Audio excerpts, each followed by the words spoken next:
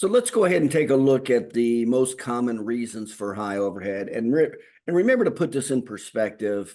There's four major profit centers in a business, chiropractic practice, any business. Number one is new business, repeat business, the fees you charge, and your overhead. So we'll pay attention to overhead fourth. Number one, we always pay attention to first in a chiropractic practice is patient education and retention. If you don't know how to keep patients, all your other numbers get bad and get bad fast. Then number two is the marketing. Number three is the fees, how to maximize fees. And then number four is overhead. And remember, chiropractor's overhead is about 50 to 70%. The goal is to get it down to 35%. And so when we look at the overhead, remember, it's your collections divided into your cost to find your overhead, your percentage of overhead. And so you do want to pay attention to it. And these are the common reasons for high overhead. So let's go into each of these. Excuse me. Number one, overutilization, too much labor or services, too much labor for services. Now, remember, these are ratios. It's the ratios of your expenditures versus your collection. And so labor overutilization, and this is very common. It's too much labor for services. The most common place that I see this is when doctors are only seeing maybe 100 visits a week and they got 2 employees. And there's absolutely no reason to have 2 employees. And remember, labor is the largest cost in a chiropractic office. It's typically 15 to 30%. So we pay attention to space, labor, and equipment. Those are the 3 big ones. So overutilization, too much labor. Now, what's the number one reason that I found that there's too much labor? To be honest with you, it's the doctors get lazy. They're not efficient with their systems. They take time with their notes. And essentially, they'll have the front desk person running back and forth. They'll hire another person to put people on and off therapy, develop their x-rays, things like that. Things that the doctor should be doing. In other words, I'm not going to get too much into this, but basically, the front desk should do all the administrative functions and the back should do all the clinical functions, and you shouldn't be mixing those. That's a real general concept. But I often see the front desk running back and forth, and that's just no way to grow a business. Or overutilization. That's a real common, again, the number one factor is overutilization of labor, too much labor for your services. Very, very common, especially with chiropractors that are seeing like between 80 and 120 visits a week. You should really you can get up to about 40 to 60 visits a week on your own without labor, a staff member. Then a staff member will help leverage your time and one staff member will help take you up to about 120 to 130 visits a week. And there are variables, are you doing attended therapies and things like that. And then the second person we typically hire around 120, 130 visits a week. And you only really need 2 full-time people, and I call that anchors. You need 2 full-time anchors to maximize your exchange of time for money. Most chiropractors can only see about 170 to 200, 180 to 220 visits a week, week in and week out. That's if they knew how to do it. A lot of chiropractors don't know how to do it. But even if they knew how to get new patients and keep them, that's typically the range. Physically, emotionally, it just wears on you. Have less time. The more patients you see, the less time you have to process new patients. So okay, so anyway, that's what happens with new business. So you really only need 2 anchors to maximize your exchange of time for money. And then when you go up from there, you can really just start using part-time help for the most part during what are called the industrial hours, or et cetera. But I cover that separately. So that's the number one problem, is too much labor, because the doctor, unfortunately, is just lazy. And he has somebody else put him on therapy, off therapy, all these other things that he should be doing himself. Okay, number 2, underutilization, not enough labor to produce services. And I've seen that. I see that a lot of times when doctors when they start a practice and they don't start with a a staff member. And then they'll see maybe you can get up to 40 visits, no more than typically 60 visits a week. And that's it. You're maxed out. You can't answer the phone. You can't check people out. You can't check people in. You can't make appointments, treat people, put them on therapy, off therapy. There gets to be a point where you're just, it's a tipping point. You can't see anymore. That's a common area where doctors don't realize that their limiting factor is labor. And they need to hire somebody to answer phones, schedule appointments, especially during the industrial hours. And I've seen a lot of doctors not do that for probably the number one reason is they just don't want to spend the money. But you got to spend the money to leverage your time to make more money. And remember, every full-time staff member should make 3 or more fold what you pay them. If they're not helping create 3 or more fold, you're doing something wrong. You're not training. There's something wrong. In other words, staff members should not cost you. They should help leverage your time and money and increase your income from, in other words, that staff's income, a minimum of 3-fold. So if you got a staff member you're paying $40,000 a year, that's what, $120,000 they should bring back. So underutilization, that's common. Not as common when you get into the 150s. Usually when the doctors are seeing a 150, you can't see, for the most part, 150 with any kind of attended therapies without a second staff member.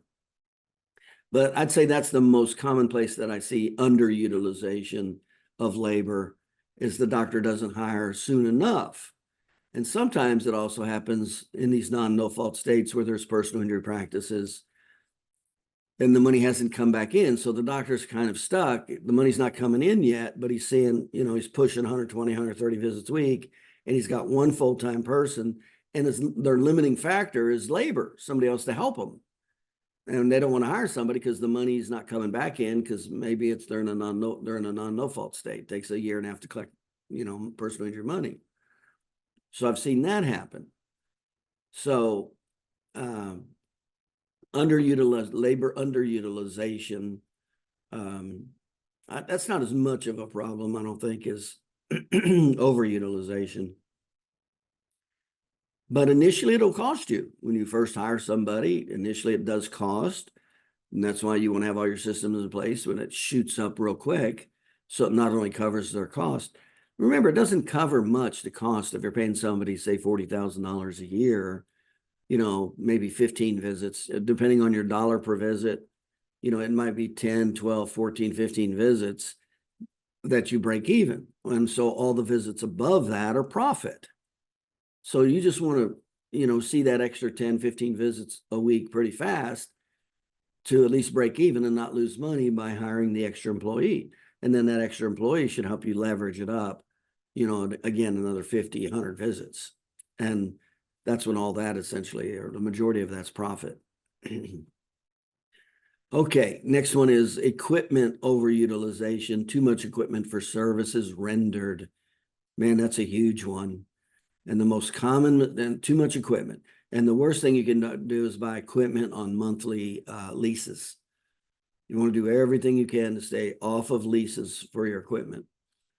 But that is a big one. And I'll tell you what's happened, what I see, the trend in chiropractic with equipment overutilization. Doctors actually think that buying a piece of equipment is going to increase their business. That's what they actually think. And that is not what increases business. Your knowledge of marketing is what's going to increase your business. But what happens, what I found is doctors don't know marketing. So they get stuck. Maybe they get stuck at 70 visits a week or 80, something like that. And a lot of times they don't even know they don't know marketing. They're in a state of unconscious incompetence. They don't even know there's way more to know than what they know. I've seen that a lot of times. And then, and then what they do is they buy a piece of equipment. They'll buy a disc decompression, a stem cell, laser light, and then they buy the expensive equipment. That's $20,000, $30,000, $40,000. And then they only buy one. Well, you never buy one piece of equipment because as soon as 2 people come in at the same time that need it, one's waiting and you just killed your practice. You just killed the growth of your practice. As soon as somebody's waiting, you just killed the growth of your practice. It has to be a vacuum. You always have to be able to take in new patients. And when you can't, That's when you stop growing. You won't be able to grow. It's just a physical impossibility. So equipment overutilization, that's the most common thing that I see is doctors buying equipment, especially expensive equipment. I can't tell you how many doctors' offices I've walked into evaluate, and they got one expensive piece of equipment. And I'll say, well, how often do you use it? And they'll say whatever they say, and then I'll run the stats, and they're using it on less than 20% of the patients. And here's the rule: if you're not using therapy on at least 80% of your patients, you should not even have it. You can't chase everything. You can't chase every condition. You'll go broke. Buying equipment, labor, training, you won't increase your productivity at all. So we go equipment overutilization, too much equipment for services. We base our equipment based on the science of the 3 phases of healing. And I just had, I had five therapies. That was it. For the inflammation phase, I had the chiropractic adjustment. We did some e-stim, and they do the ice pack at home. For the remodel phase, we did those therapies as needed. Plus, if we need to do any passive motion therapy, plus reciprocal inhibition to increase all 3 ranges of motion in addition to phase 1. And then for the rehabilitation, we had TheraBands, and that was it. And we only did TheraBands for the neck and back. We didn't chase the elbow and the knee and all. That's 7% of 8%. I'm not going to bring in equipment for 7% of a population base. Remember, there's only 8% of the population seeking chiropractic care, and 84% of them come in for back pain, neck pain, and headaches. Extremities are 7%. So even if you get a therapy for one extremity, say like the knee, you're not even getting a full 7% of 8%. You're getting a percentage of 7%. 7% incorporates all the extremities. So you might only be getting 25% of 8% of a market. Well, how ridiculous is it to chase that? That's pretty bad. Okay, equipment overutilization, too much equipment. And that's the common problem we see there, too much equipment. Or an expensive piece of equipment that's not even used more than, like I said, if it's not being used 80% of the time for your patients, you have no business with that piece of equipment. Because you can talk yourself into anything. I mean, I walked into one doctor's office, he had 15 pieces of equipment, 15. And he thought he was giving great service. Oh, I can treat plantar fasciitis with this. I can treat this with this, and I can treat. And what percentage of people does he see that? Like maybe 1 every 2 months, or plantar fasciitis I may have seen 2 times, no more 3 times a year. I'm not buying a piece of equipment for plantar fasciitis. They can go somewhere else. I'm sticking with back and neck pain, which is the vast majority of the market that come in and see me. And I'm not going to diffuse my labor, space, labor, and equipment for such a small percentage of business. I'll just fill that with back and neck pain patients and make things way easier. So, it's real easy when you have 5 therapies to train your staff on 5 therapies. That's very easy,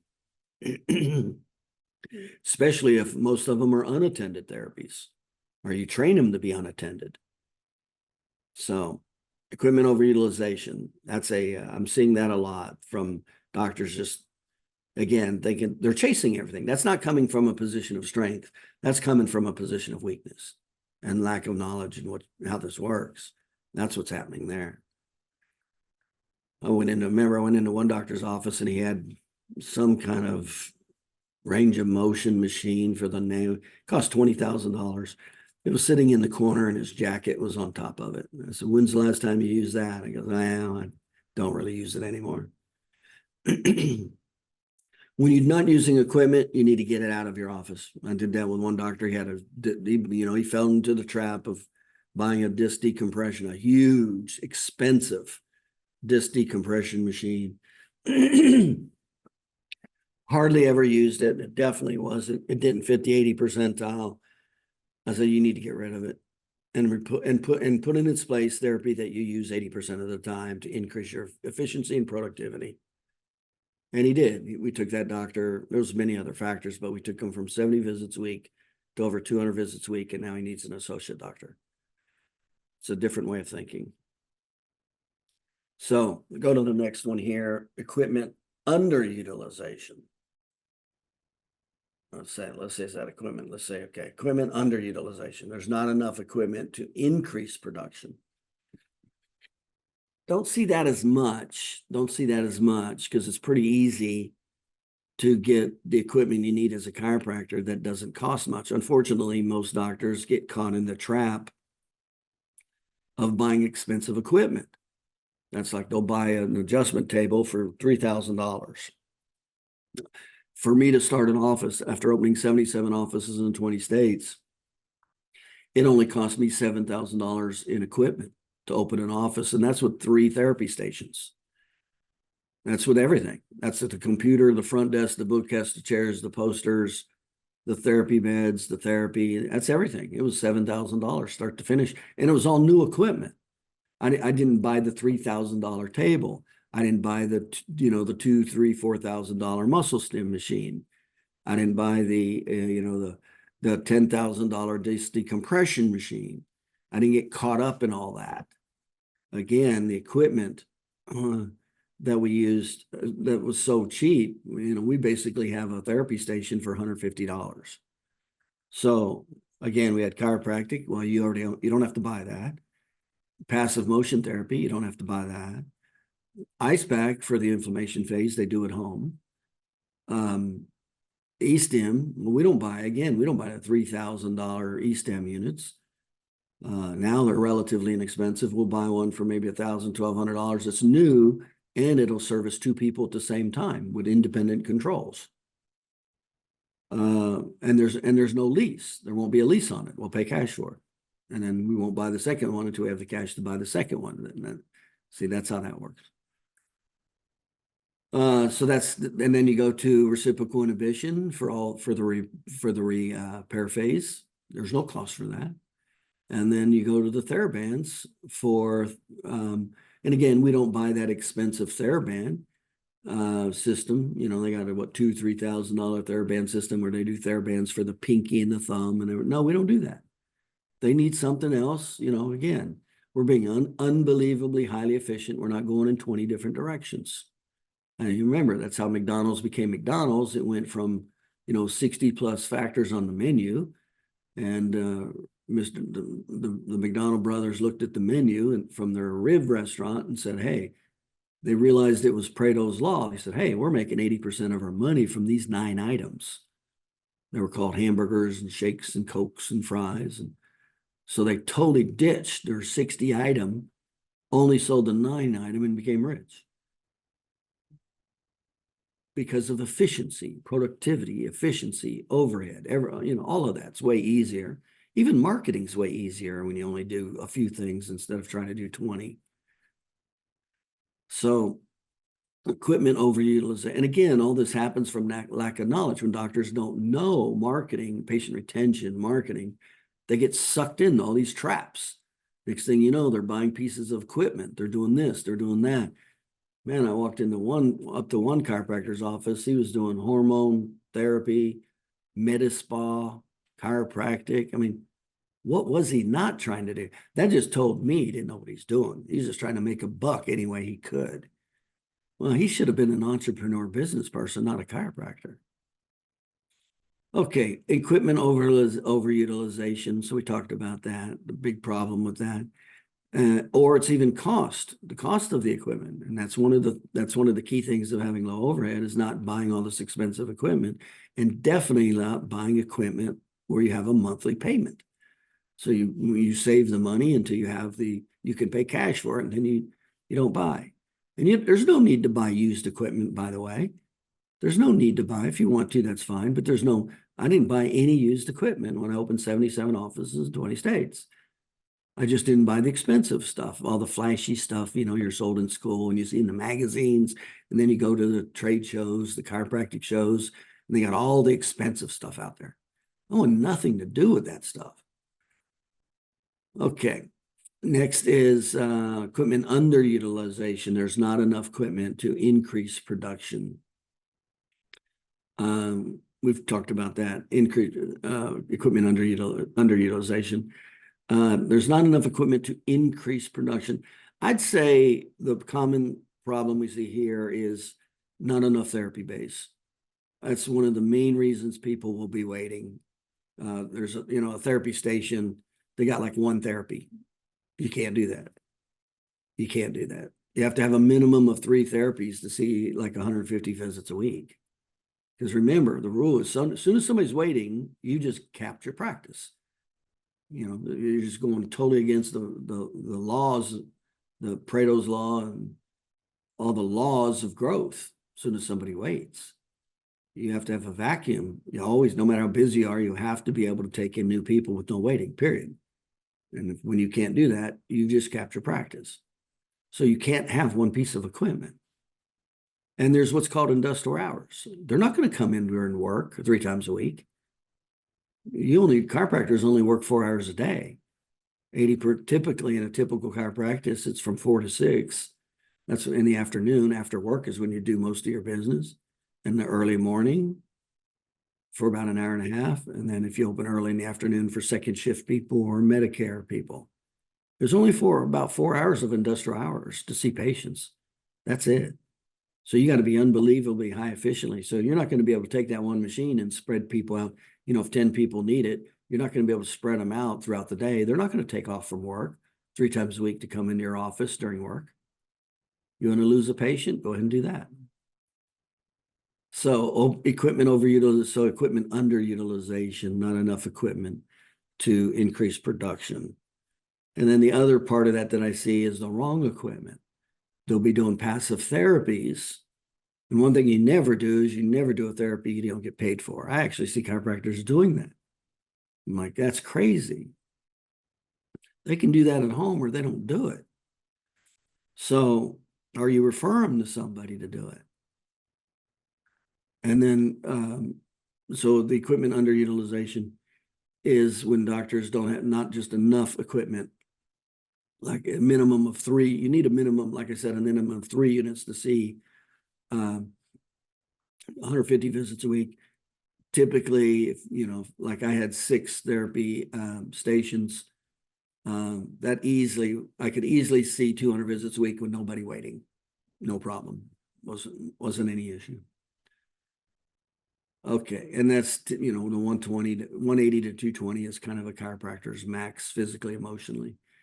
So equipment underutilization.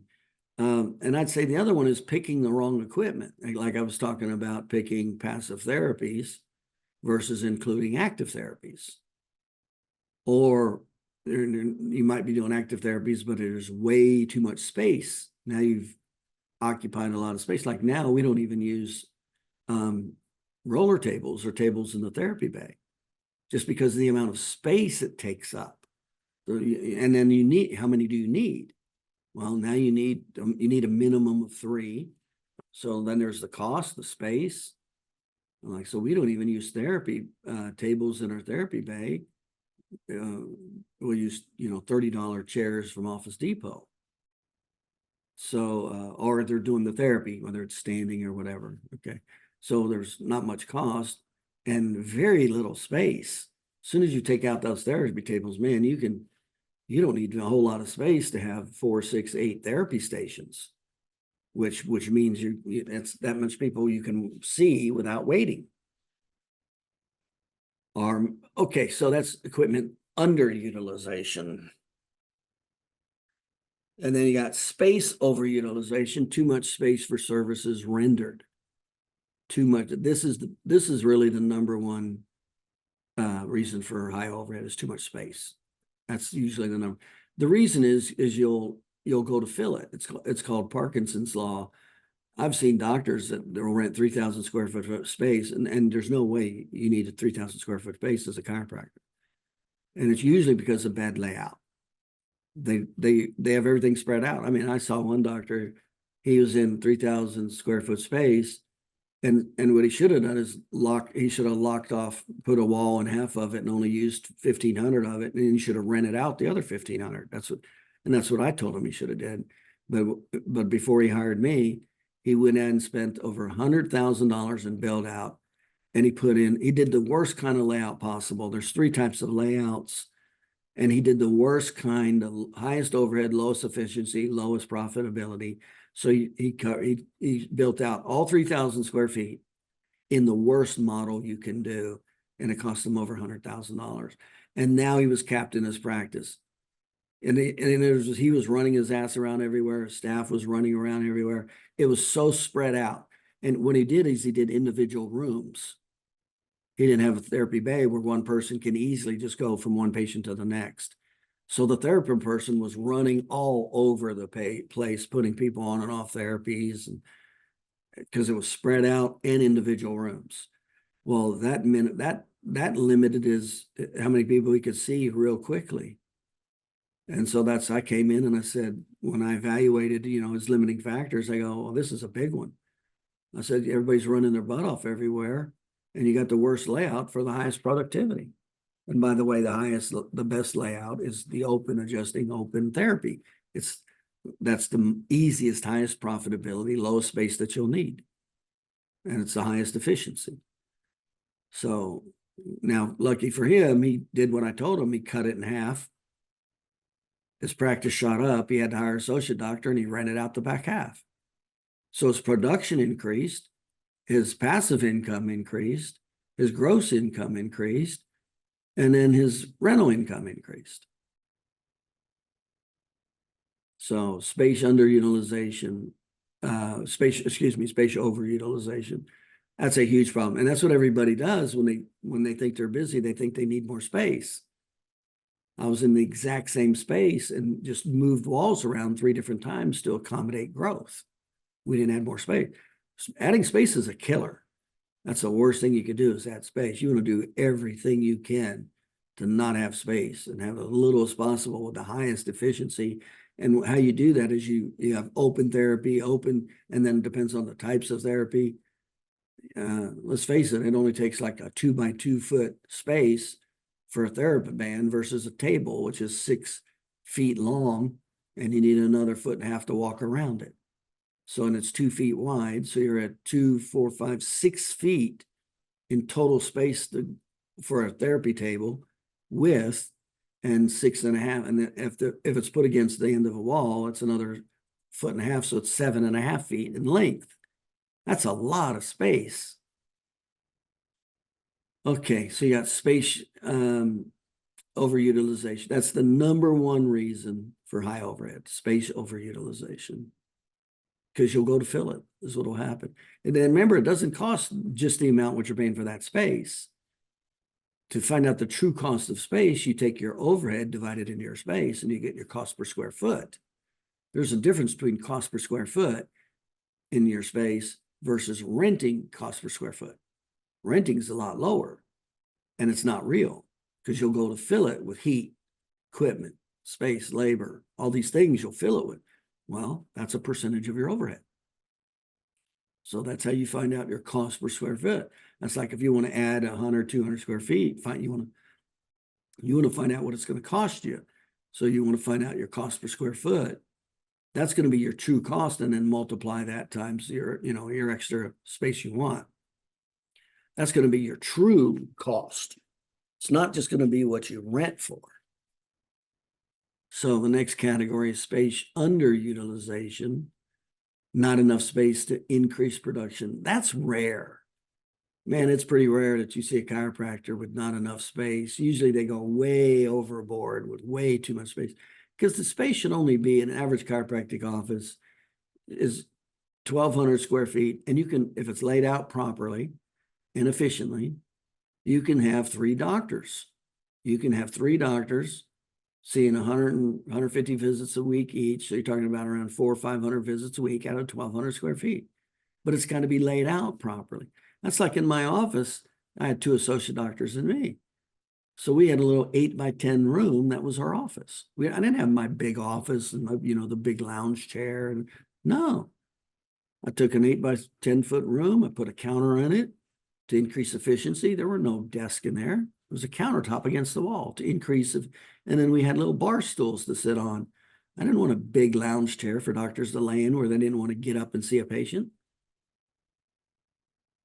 That was an 8 by 10 room for 3 doctors. That was all of our offices right there. So it's always cross utilization, efficiency. Again, I had in total, I had 1,700 square feet. I took it up to 1,700 square feet. I had 2 full-time doctors seeing 350 visits a week. And I was training 7 doctors to open their office at the exact same time.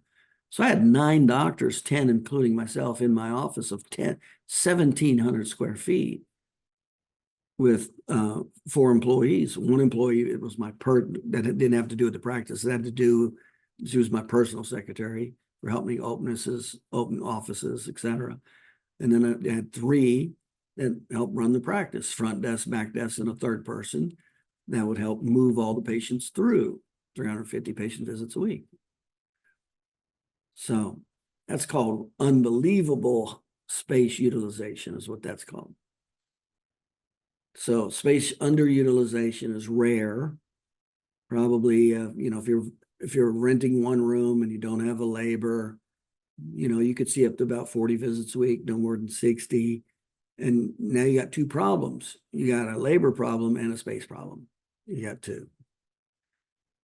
Okay, so, but that's kind of rare to see not enough space in a chiropractor's office. They always seem to get way too much and then want way more. Let's go into fees, overhead, how the fees. When you overcharge, it affects your overhead. When you overcharge patients, remember your overhead is a percentage. It's a percentage of your collections versus expenses. So you can overcharge, you can run people off. You can overcharge them and run them off. Now you have low productivity. You overcharged them. I know a doctor that he hired a practice management guy that basically told him to do that. He said, hey, you know, charge them $3,000 for their case. And he goes, well, we'll run them up. He goes, well, it doesn't matter. You only need 1 or 2 to sign up. I mean, that was that guy's philosophy. Well, by the time he joined me, he was going broke and getting a divorce. And I said, that's stupid. I said, it's rather to get something out of 10 people than lose 8 of them. And so we took him from 30 visits a week to 200 visits a week and a little over 6 to 8 months. And his first year, he increased his business a little over $600,000. In the first year, he hired his first associate doctor. Now he's opening his 2nd office. But he treats everybody. He gives a good, fair price, and he's not running off 80% of his business. So you want to charge healthy fees, but you don't want to overcharge. That's why you got to pay attention to your tipping point. What's called the tipping point. There's a certain number where a certain number of patients just drop off. So that's why keeping statistics is so important. You know, that's like, you know, we tested case averages one time. And we found that when it went over $2,500, it significantly dropped off. You know, there's a little. Well, you don't pay attention to the littles. You pay attention to the major. And as soon as it went over 2,500 for that, and that was pretty good, to be honest with you, 2,500 a case. And for that patient education. Now, some people have bad patient education and they'll lose them on the 6th or 8th visit. That's not because of their overcharging. It's just they're bad communicators. So this was a pretty good patient retention. We kept literally increasing the fee to see what we could do. And once it went over 2,500, that's when it just tanked. And we gave good terms. We didn't ask to pay up front $2,500. 80% of the people can't even afford that, can't if do it. If you're trying to force that on everybody, that's 80% of the business you just lost. So we'll pay attention to that. I remember one time I looked at the stats of a chiropractor's office that hired me, and he had no reactivations. I'm like, whoa, and he'd been in practice 20 years. I'm like, what does that say if people that had visited him for business don't come back? He's scaring them off. I'm like, what are you doing to run off your people? He overcharged the hell out of them. When I found out his system, he was overcharging the hell out of all of them. He was at like $4,000 or $5,000 for every case. I mean, he just blew through them. And so his advertising budget was huge. Nobody was going to refer in for that. Nobody wants to send their mom in for $5,000 bill. They know they're going to get hit by that. So then he had to spend a lot of money on advertising, which decreased his profit. It was a nightmare. He was going bankrupt by the time he called me. We had to pull him out of bankruptcy. So anyway, that's overcharge. You want healthy fees. It's called horizontal vertical fees, but you always want to test it. You know, how you maximize your fees isn't by just going, oh, I'm going to charge this. No, the very first thing you do is charge the fees relative to what you can actually get. So, you know, it doesn't do any good if you're losing patients in 6 visits. So the very first thing is you want to lower your fees and increase your patient retention to maximize your time for money. That's the very first thing you want to learn, is how to maximize your exchange of time for money. Then the next one is how to start maximizing your money per unit of time, and then leveraging time, and then leveraging money, and then leveraging time. So that's the order, but that's not what doctors do. They don't have the skill. They're losing patients, so they jack up their fees. It's like throwing one bad problem on top of another, because they didn't do a proper practice evaluation and see fees aren't the problem. You keeping patients are the problem. Okay. Fees should never be a problem, by the way. I mean, I rarely had somebody who couldn't afford it. We make it affordable. Our system, we make it affordable, period. There's 6 socioeconomic classes, 6. 5 of them can afford chiropractic care. Only 2 of them can pay in advance. The upper class and the middle upper class. Those are the only people that can pay full. And that's not the typical chiropractic market. They're white collar people. Chiropractic's typically blue collar that needs their joints for survival and work, like plumbers, electricians, and things like that. Those are the people that pay and value chiropractic and need chiropractic. The white collar people, they just take pills or stay at home. They don't need their body to earn a living. So you go into overcharging. Well, out of the 6 socioeconomic classes, there's only one socioeconomic class that really cannot afford chiropractic care. That's the people living under the bridge. And they can still afford it through barter, okay? But they don't go to chiropractors either. So out of the 6 socioeconomic classes, 3 of them need to go to terms. They can afford it. They just need to go to terms. That's all. So everybody should be able to afford your care, especially when you know how to take it to terms. Everybody. Okay, then you go into undercharge. Don't see that too much with chiropractors. That'll increase your overhead. Because remember, it's ratios. You're looking at ratios. So do you undercharge? I don't see that too much with chiropractors. It's usually the opposite. They usually charge the hell out of people, especially insurance company, and especially personal injury. They charge the hell out of them. So undercharging is not very common in a chiropractic office. If anything that I would say about undercharging is this happened. A doctor talked to me the other day. He goes, hey, I've had a patient for 20 years and I haven't increased her fee. Now he's increased his fees for everybody else, but he hadn't for, these long. I said, what are you thinking? He goes, well, I'm rewarding her for being a loyal. I'm like, no, she'll pay if she does, and if she doesn't pay, replace her with somebody else that will. See, that's just from a position of weakness. Remember, you don't have unlimited time. You got limited numbers of people that can come in and out of your life in that chiropractic office. And so you should always strive to maximize it out, number one, and then increase the quality of those people as well as the fees. Not hang on to somebody with low quality, low fees. Or when I say low quality, I'm talking about fees, not quality of character. So you don't do that. Just replace them with somebody that will pay your fees. And then you'll have the same loyal people. There'll always be the same percentages. 3% will be very loyal. 17 will be somewhat low. 80% won't. That's Pareto's law. That's the laws of business. So, okay. So that's undercharge. That's not. And so what you always want to do is set your fees for what your area are, look at your stats, and then when your stats are good, I mean, when if doctors losing patients left and right, he shouldn't increase his fees. So first you got to find the real problem. And then when you know how to keep patients, et cetera, then you slowly increase your fees. When you know how to see as many patients as you physically can see, then you start increasing your fees, what are called horizontal and vertical. And you do it a little at a time, like only $2 or $3, leave it there for 4 to 6 months. And then there might be 1 or 2 drop off, whatever.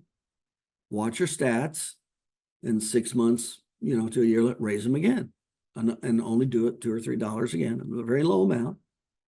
And that's how you keep doing that until you see the tipping point, until you start seeing people start saying no, no, no in masses.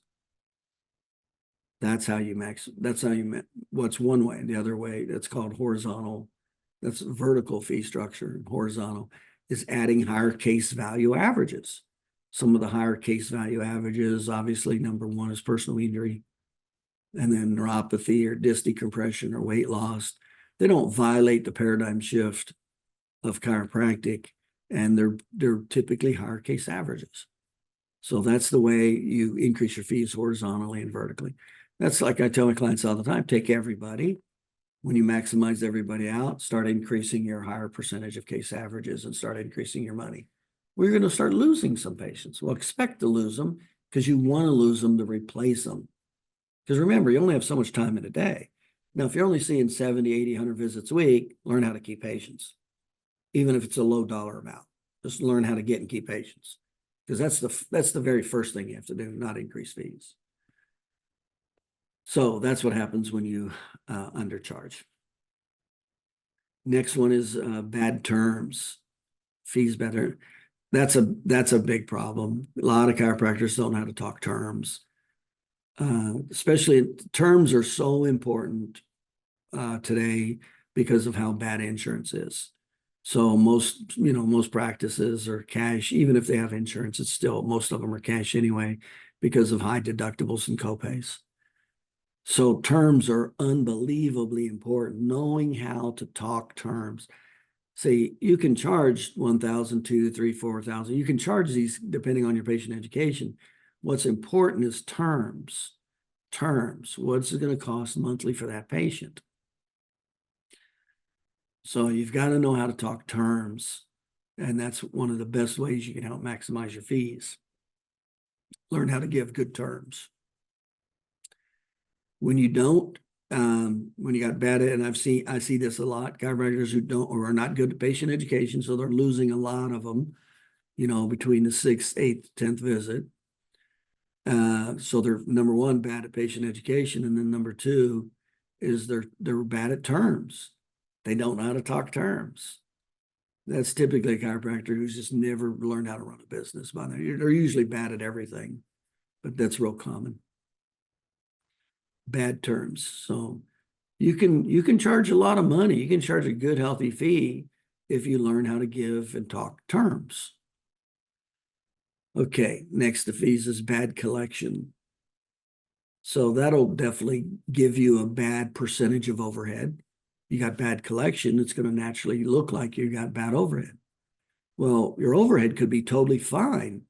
It's your collection that's the problem, that's making the overhead out of, so it might be, say, 70, 80% overhead. So it's way out of line, but it might be out of line now because you're bad at collecting. So you're either bad at collecting or you're producing money that you're not going to get anyway. So, there's a lot of insurance companies that aren't going to pay for X, Y, and Z.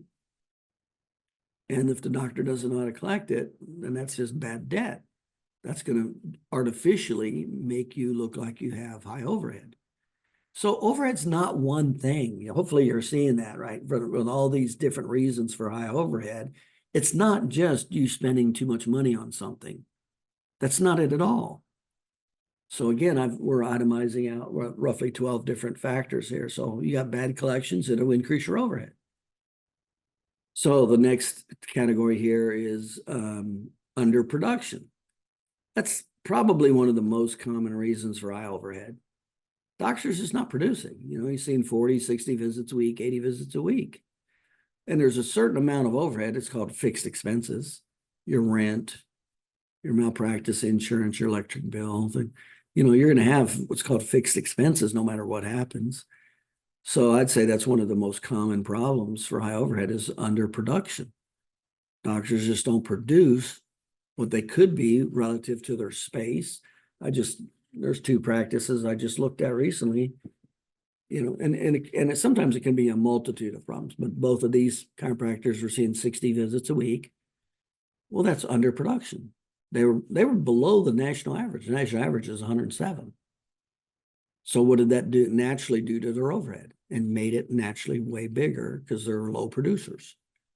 So the overhead in this case wasn't the problem. So see, that's why if you're not aware of these issues, you'll go, well, I'm overhead, so I got to start cutting this, and that. I'm like, no, you could have everything fine. All their expenditures could actually be fine or below average, but your percentage overhead is high because your production's too low. That's why. That's a real common problem in chiropractic. Most chiropractors, you know, even if you look at the national average, the average chiropractor loses $250,000 a year from lack of production. Lack of production. In other words, they're in their office, they're paying for space, labor, equipment, they're paying for everything, but they're not getting and keeping new patients. There's a lot of dead time. Well, what happened? Well, the average chiropractor can see about 180 to 220 visits a week. So round it off to 200. That's if they know what they were doing. But again, most chiropractors don't know marketing, patient retention. And then that's why the national average is 107. So if you go, what's the difference between 107 and 200? Let's just make it 100 to make it the math easy.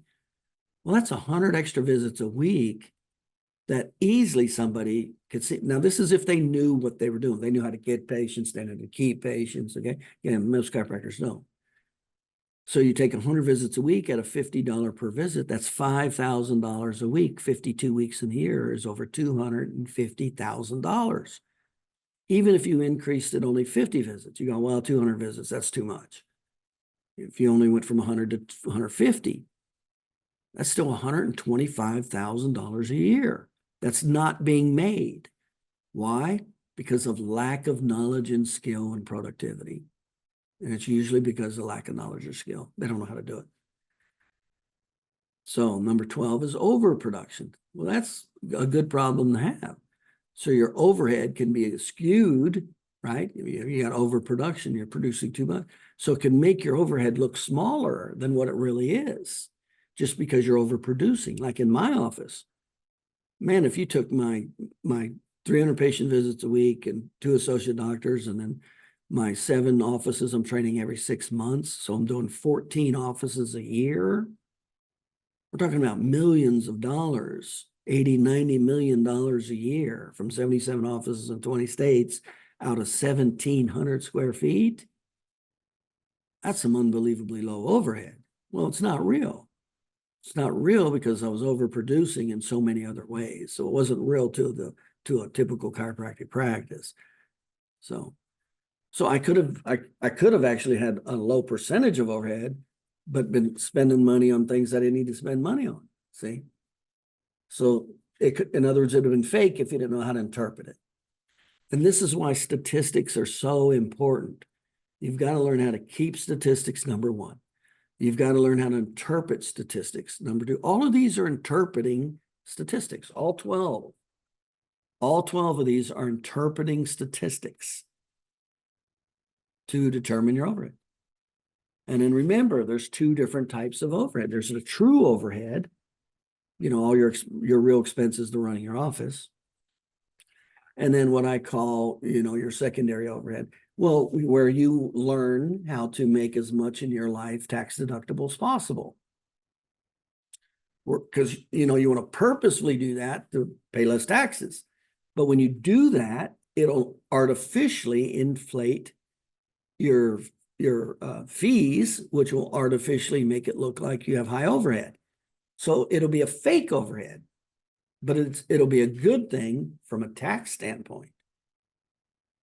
again, you got to be aware of this. So are we talking about true overhead? Because we can take stuff out of the overhead, that you could naturally put in your overhead legally, but you wouldn't need to if you weren't just trying to do it legally to not pay taxes. So that's why I call it true overhead versus what would be called maybe a secondary overhead. So you want to find out your true overhead, what's your percentage? And then you go, okay, based on that percentage, does it mean necessarily you're spending too much? No. It could be from any of these reasons: overutilization of labor, underutilization of labor, equipment overutilization, equipment underutilization, space overutilization, space underutilization, overcharge with your fees, undercharge with your fees, bad terms with your fees, bad collections, underproduction, overproduction.